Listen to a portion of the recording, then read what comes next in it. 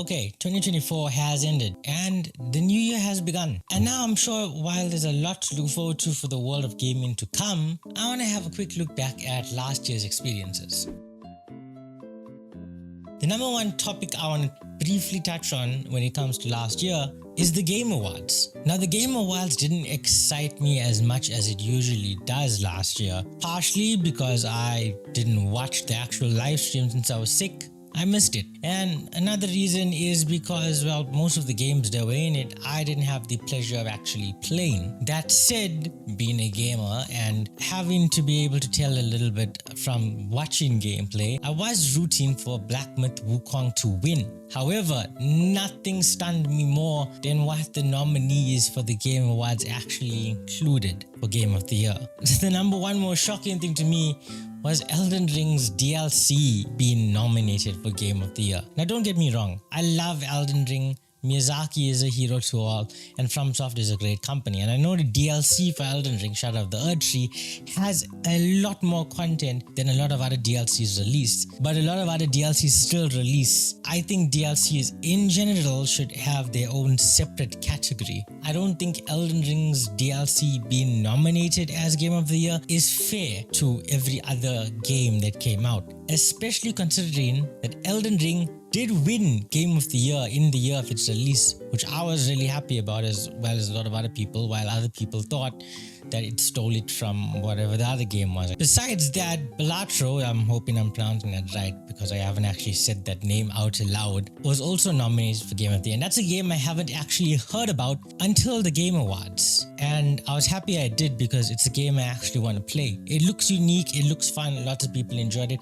I can see how that was nominated. It did shock me, however, that Astrobot, which I agree, it does look like a good game, a really good game. It shocks me a little bit that Astrobot won Game of the Year over Wukong. Now, the reason is because I felt Wukong was really special and unique, whereas Astrobot was a platformer, which is fine for a platformer to win, but against Wukong, as I'm pretty sure Wukong was also one of the first games developed by those developers. I may be wrong about that, but if I'm not, it just doesn't make sense. Some people found Astrobot winning a bit to Sony's bias, while I found Astrobot winning just a bit of a wrong choice, in my opinion. You can see it as Sony's bias, but I've also found that throughout the year, a lot of dumb game journalists who always share the dumb opinions were not including Black Myth Wukong in their picks for Game of the Year. Now, a lot of them were pushing Wukong away on purpose, and a lot of them were saying things like, lack of diversity and that sort of stuff, which I think is complete nutter,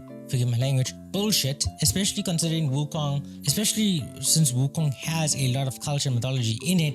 It just doesn't make sense to rate it on diversity. But regardless of anything I think or want to say right now, especially this late, the Game Awards is over. Astrobot won. Wukong is on everyone's radar, so you know what? Fine. I'm just a little bit disappointed because I do think that every other Game Awards before this was always picked the right games to win. And in terms of this Game Awards, I did also want Metaphor to take away some awards because I've recently started playing the Persona games and really do like them a lot. Now, besides the awards themselves, there were also a lot of announcements for upcoming games, one of which is a new IP by Naughty Dog called Intergalactic. The trailer they showed didn't really show much of what the game is. It didn't show much gameplay. It was very cinematic. It showed a bit of combat, but it also showed a bit of a story and like a detective, space detective sort of thing. So I don't really know how to make heads or tails of that. One thing that did shock me from the trailer was the excessive use, especially in the first couple of minutes or so, of sponsors. I mean, they had a freaking Porsche spaceship. The trailer had a couple of these not so subtle sponsors, and you know what, sponsors is fine. I'm fine with sponsors and I'm fine with brands and names and all that sort of stuff coming in games, but I do feel it was a bit much putting that much into a short trailer for a new game. You're not even showing that much gameplay or anything of.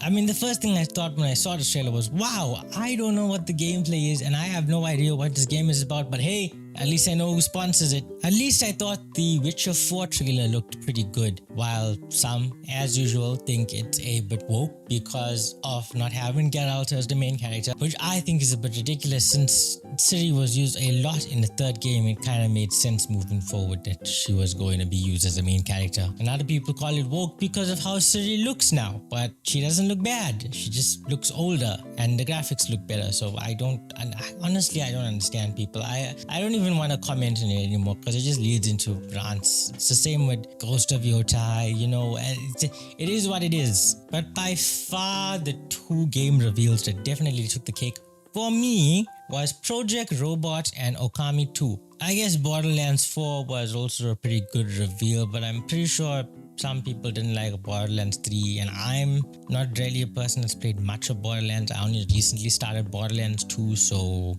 I'm enjoying Borderlands 2, don't get me wrong. But yeah, Elden Ring Night Rain, however, was a bit of a weird one for a FromSoft game. That took me by surprise as well. Elden Ring is, as much as it's very different in being open world and a lot more freedom, it's very akin to every other FromSoft game that's ever come out. You get your boss runs, you get your enemies, you get all that stuff. Night Rain is different. Night Rain, by the looks of it, is said to be prioritizing multiplayer, which is something that all FromSoft games don't do. And there's a bunch of stuff I saw about what Night Rain is going to be like, but I don't actually know about it. I don't think it's an Elden Ring game that's gonna appeal to me, a FromSoft game that's going to appeal to me personally that much. I was shocked, however, at some Dark Souls bosses making a return in it, which I thought was pretty interesting. It did answer one question though, which me and a friend talked about before, which is Elden Ring but with randomizers, because the only thing that could make any FromSoft game that much harder is randomized enemy spawns.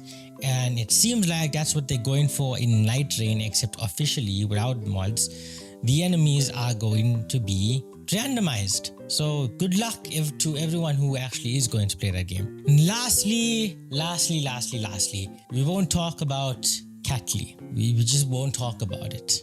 There's nothing to say there. All in all, we did have a lot of good gaming moments in 2024, regardless of the Game Awards. Whether it was people coming together to fight for freedom of Super Earth and democracy in Helldivers 2, or just being really badass and full of carnage in Warhammer 40k, or even just playing some cards in Balatro, a game I didn't even know about until I saw it was nominated for Game of the Year. So although it wasn't a fast year for gaming, nor was it particularly innovative, especially with things like the PS5 Pro reveal, which is just a waste and so disappointing, I do feel like there's been a lot of movement, or at least enough to keep some things fresh and give us more to look forward to in the coming future. After all, we're in the year of the RTX 50 series from Nvidia, the Nintendo Switch 2 reveal, and GTA 6, hopefully. Anyway, that's all for now. Thank you so much for watching if you made it to the end of this video. I'm back on YouTube. I know it's been a while, so I hope you stick around. I'll see you next time. Bye bye.